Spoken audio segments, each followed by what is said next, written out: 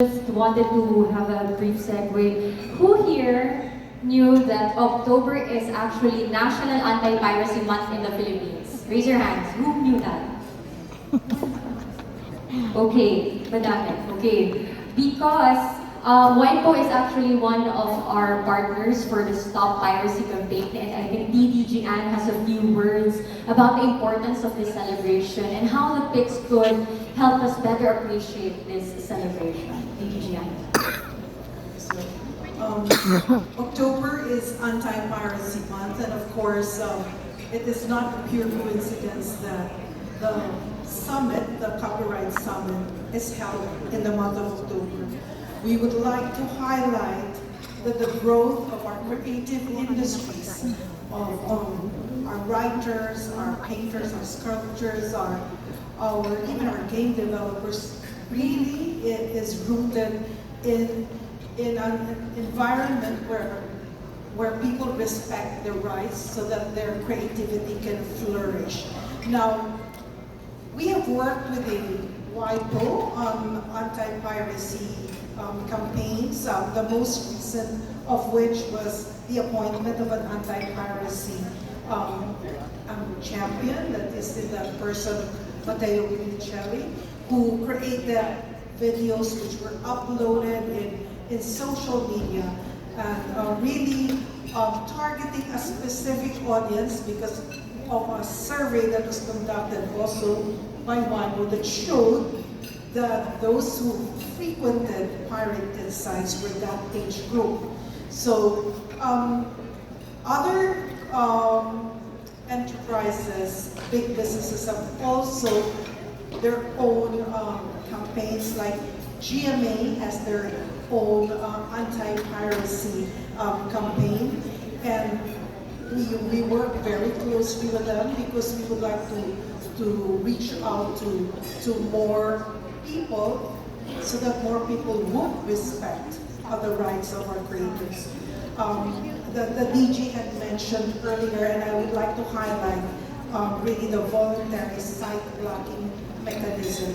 Now, this is an example of an initiative where pending legislation, because there is a draft in both houses of Congress, but pending legislation, IPOFIL was able to come out with the site blocking rules that allows us to already have that mechanism available because the IPOFIL brokered an agreement a voluntary agreement between the Internet Service Providers and the National Telecommunications Commission. And so if there is any complaint that is filed with the IPOFIL, our IP Enforcement Office studies that complaint, and if they see that indeed there is piracy, there's illegal streaming, then they will now submit this to the NTC, and the NTC will ask the Internet Service Providers to block those sites. So that has been successfully done already, and I think there are 2 more cases that we are working on at this time in the IP Enforcement Office. And so when that is done, and if there is really a showing that indeed there is piracy, then we will go through the same procedure.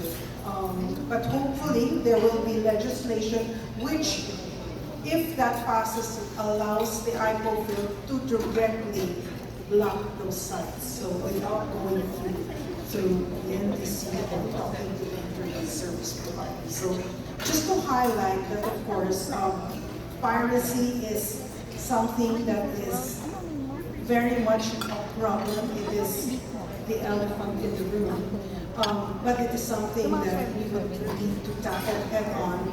Otherwise, our creators will not have the room to do. Thank you, DDG Ann. For the journalists, I can only accommodate 2 last questions. Proceed. Good morning, good afternoon, everyone. I'm Attorney Bruce Pusalan. I'm a lecturer of the WIPO IPOFIL Academy. I am also a technical expert of the IP United for Smart, Sustainable Cities and Life. good. Now, here in the Philippines, I'm with multiple organizations.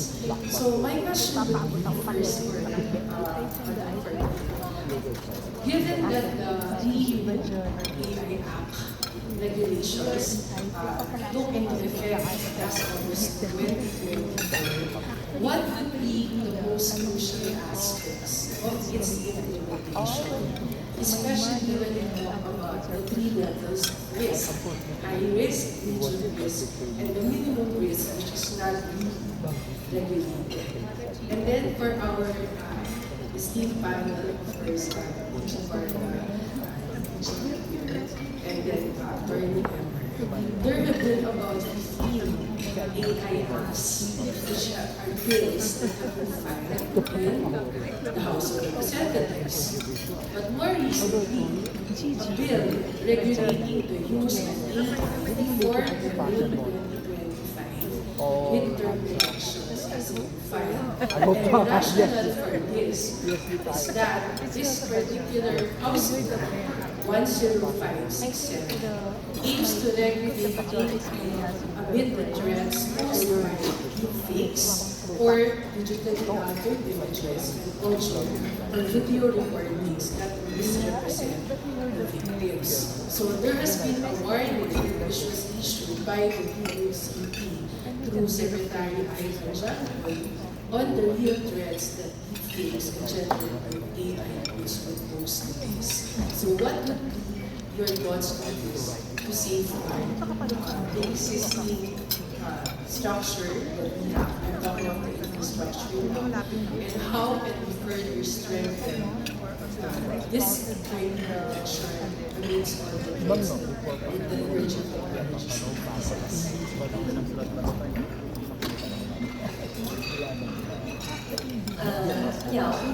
Thank you for the question. Because it's of course very important to see all the initiatives and what is the nature of the initiatives. We can assess in the work that there are mainly two big kind of initiatives. One is coming from a group of countries like the EU, the European countries regrouped in the EU, and because there is a culture of regulation by law, of course, very quickly the EU has tried to regulate this new era. If we see another world where before regulating there is sort of a